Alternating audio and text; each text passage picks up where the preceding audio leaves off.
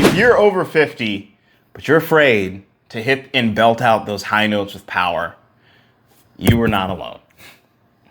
Hey, my name is Isaiah Harris. I'm a vocal coach, and believe it or not, a good majority of the students I work with are actually older adult singers in their 50s and above. I'm not one of those coaches that typically just works with kids. I know what it is like firsthand to work with a singer that has the specific struggles with the pain, strain, cracks, and tension that only older singers experience. So in today's video, I'm going to show you a technique that is going to help you to bust past all your issues with belting out those high notes so that you can sing powerfully, not just with the high notes, but in anything that is thrown your way when it comes to music.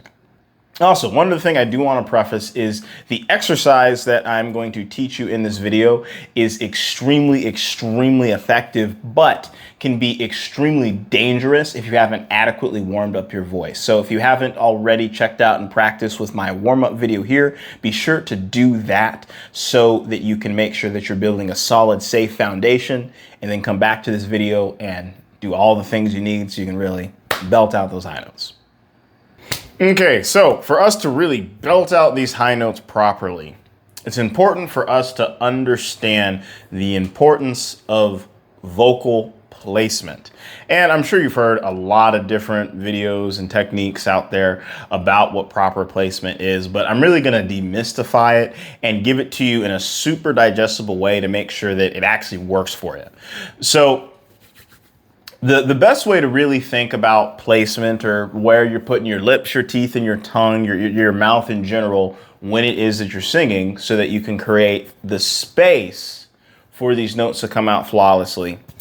You actually kind of want to almost think of it kind of like a trumpet player thinks of playing their trumpet. So most don't know this, but there's actually a lot of similarities to playing the trumpet as there are with singing. So a buddy of mine who actually teaches trumpet for a living, he explained to me that, yeah, you know, the voice and the trumpet are really very similar instruments, because just the same way how you're not necessarily born with an amazing voice, but you can work up to hitting higher notes, singing better, and just having more power and more enthusiasm. It's the same with trumpet, that there's just certain notes and certain ranges that you're just not naturally going to be able to hit when you're just getting started with it. And he would mention how he'd have so many students that would come to him for lesson after lesson, and they'd say, hey, I really want to be able to hit these higher notes. You know, I really want to sing with power, and I've been trying to get really good quality breath support, but it's still not working. And what do you know? With singing, there's tons and tons of videos out there. They'll say, hey, work on your breath support, get really good breath support. You just need better air. And my buddy would then, you know, show them his methods and his techniques and explain to them that all the air in the world is going to do you no good if you do not have proper placement of your mouth, lips, teeth, and your tongue when you are actually blowing on that trumpet. And that's what we need to build in our voices, to where all the breath support in the world, all the vocal warm-ups in the world will do you no good if you don't have the proper placement here of the lips, the teeth, and the tongue, so that we can belt out those higher notes. And the proper placement in singing, and they're actually synonymous terms with what you would call it in trumpet as well, is what's known as your embouchure. So there's a few different types of embouchures that you're going to have with your voice. And the first is going to be the little open mouth bite, like so. Like this, flare. You see that my top teeth are very visible. And this is what creates the necessary space for different types of notes that you'd be able to hit. Because if I were to go, but I don't have the teeth showing, it sounded a little strained and tense and held back. Versus if I go,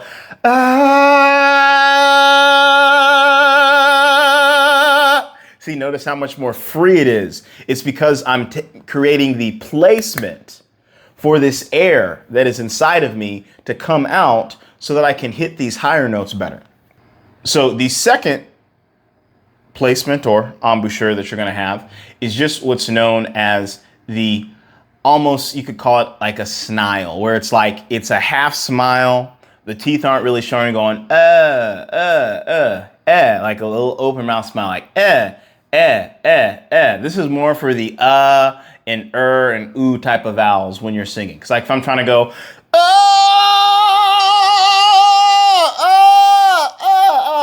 it sounds a little strange, but versus if I really get the placement good, if I go,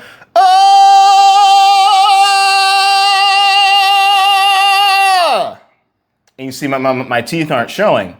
Now, if I were to use the wrong embouchure in the wrong way, if I were to go more of a, I'm doing an but I'm doing more of a bite type of embouchure, it's not going to come out the right way. And so essentially, what you're going to do is you're going to take these two different forms of placement and you're going to apply them in different ways for different notes that you're singing. So for the more rounder sounding types of shapes, you're doing like the more the rounder type of vowels. That's where you're going to do more of the more of the snile. And for more of the edgy type of vowels, like if you're doing like a baby, like baby, or hit me baby, or if you're doing something like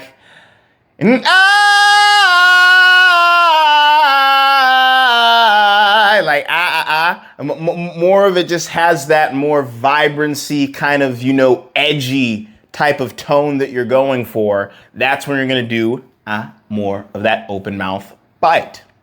So now, do you want to learn a exercise that is going to help you to take everything that I just taught you about embouchures and placement and make it come in your voice just automatically? All right, so what we're going to do is we're going to do what is known as the bay exercise. And what this essentially is going to do is it's going to train the muscles of our voice to know the exact right and proper place of where we're going to put those two embouchures so that the placement is proper and the tone just comes out flawlessly. Okay, so it's going to look a little something like this. So we're going to find a nice, simple little octave slide. We can do it in the middle of our range.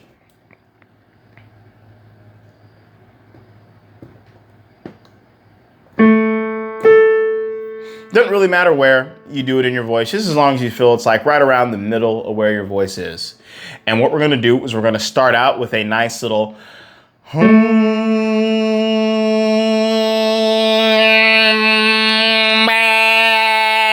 we start out with a hum. We wait to we want to make sure we have a good vibration sensation with the hum. And then we transition it to a very whiny bay.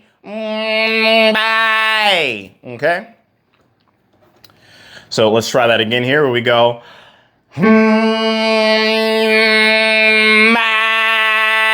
Bye. And I cannot stress this enough. If you're going, bay, that's not it. That's not it. You need to have the whininess behind it. And also you'll notice when I go, bay, the teeth aren't showing. It's not the bite that's in there. But if I go, bay, almost like a sheep, like bay.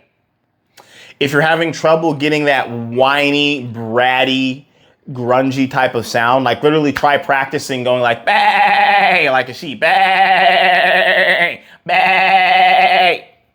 Okay? So, do that one more time here. So it's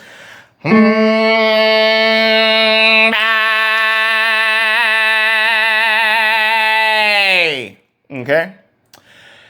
And so that is the start of the slide. And then what we're now going to do is we're going to take this bay and we are going to transition it up the scale on a nice, simple, little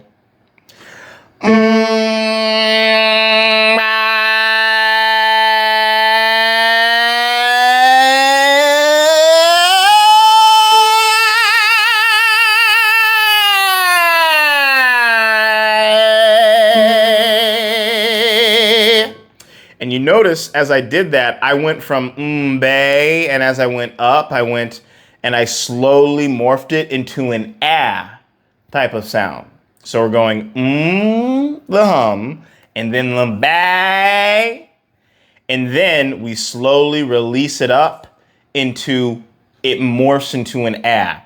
And you'll notice as I did that, you couldn't really quite tell where the A sound ended and the ah sound started to begin, because it was very subtle. I'll do it again so you can see. So 1, 2, 3.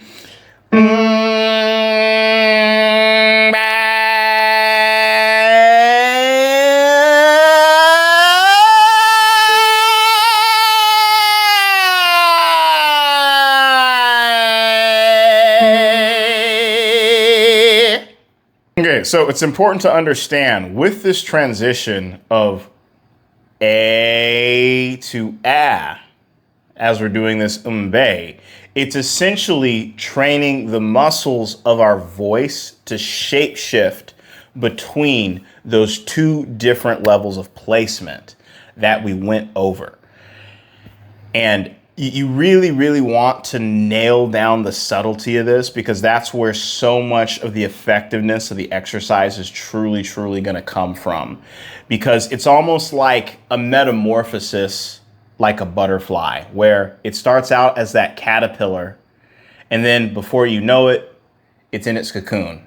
And then before you know it, it hatches out as a beautiful butterfly. But the thing is, there's never one exact moment where you can say, okay, at this day, at this second, it stopped being a caterpillar. Or at this day, at this specific second, it officially stopped being in that cocoon. Or at this day, at this specific second, it officially became a butterfly. It's no, there's a spectrum of that slow, gradual transformation. And before you know it, it's no longer a caterpillar, and now it's a cocoon. Oh, and before you know it, it's no longer a cocoon, and now it's a butterfly. Okay? So let's try that again here. 1, 2, 3.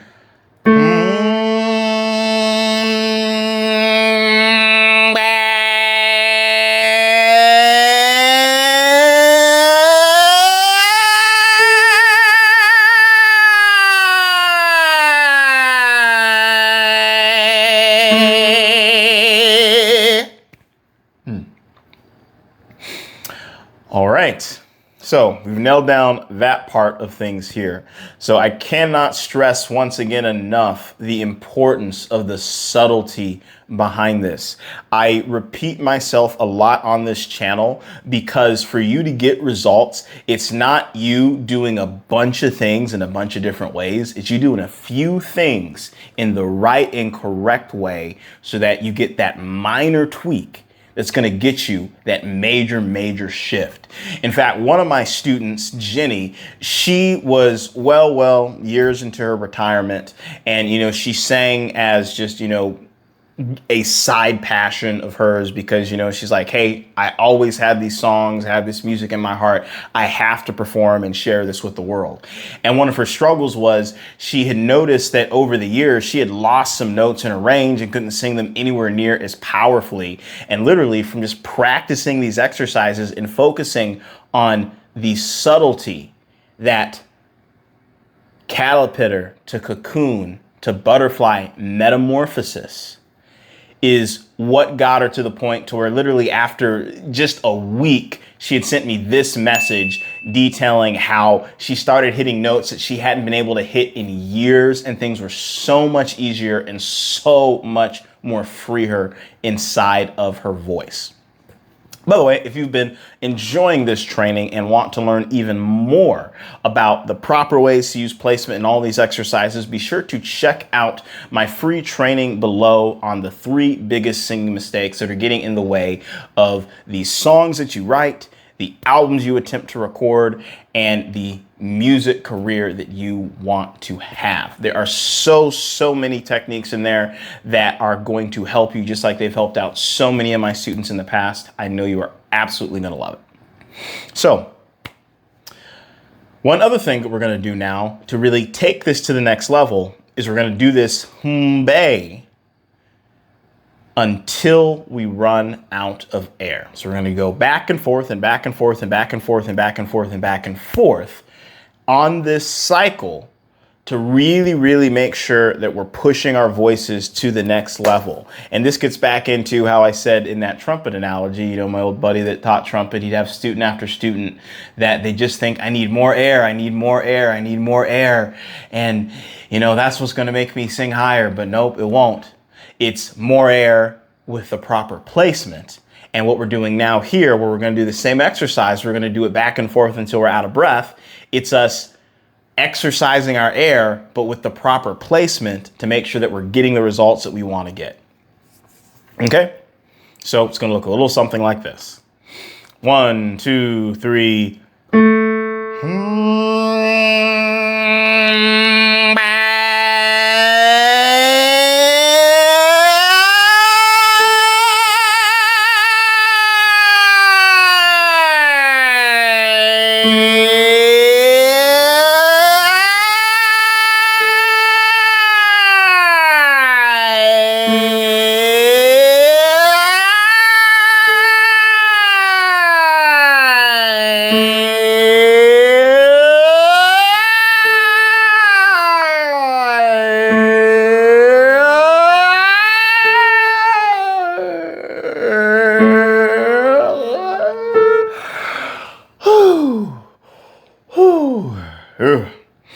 Okay, so as you can see, I am exhausted out of air. It wasn't just okay, I'm a little out of air. I literally pushed myself to my absolute highest limits with that exercise.